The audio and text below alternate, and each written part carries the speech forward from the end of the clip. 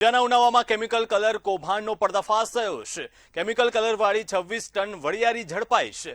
વરિયાળીને આકર્ષક બનાવવા અખાદ્ય કલરનો ઉપયોગ કરવામાં આવતો હતો। બે ગોડાઉન પર દરોડા પાડી 19.6 લાખનો મુદ્દામાલ સીઝ કરવામાં આવ્યો છે। ઝડપાયેલી પેઢીઓ પાસે લાયસન્સ ન હોવાનો ખુલાસો થયો છે।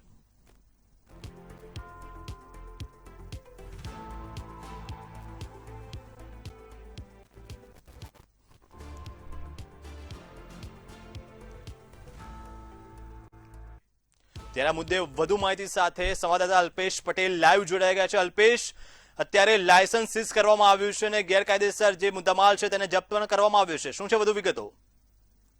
ચોક્કસ મહેસાણા જિલ્લામાંની જો વાત કરવામાં આવે તો ફરી એકવાર રાજ્ય ઊંઝાની અંદર ઊંઝા ઉના ભેળસેળ વાળી જે વરિયાળી ઝડપાઈ છે। કેમિકલ વાળો જે ગ્રીન કલર આવે તેને ભેળવીને કરતા હતા ભેળસેળ અને તેનો વેપાર પણ કરતા હતા। ગાંધીનગર ફૂડ ટીમ દ્વારા ઉનાવ ખાતે આવેલી આ ફેક્ટરીમાં રેડ કરી હતી, ત્યારે 19 લાખ જેટલા માતબર રકમની અને 26 ટન જેટલી વરિયાળીનો જથ્થો જપ્ત કરવામાં આવ્યો છે। હાલમાં તો તેને સીલ કરી દેવામાં આવ્યો છે। ત્યારે વરિયાળી વધુ લીલા કલરની આકર્ષક બનાવવા માટે જે કલરનો ભેળસેળ ઝડપી ફૂડ સેફ્ટી લાયસન્સ પણ ન હતું તેવી ફેક્ટરી ચાલતી હતી અને જે ગોડાઉન હતા તેમાં ભાર્ગવ પટેલ અને ફેક્ટરી માલિક બીજા જે રાકેશ પટેલ હતા તેમને સામે ગુનો નોંધી ગાંધીનગર ફૂડ વિભાગ દ્વારા વરિયાળીના કલર લઈ અલગ અલગ 3 સેમ્પલો લઈ લીધા છે અને તેની કાર્યવાહી હાથ ધરી છે હાલમાં તો જી।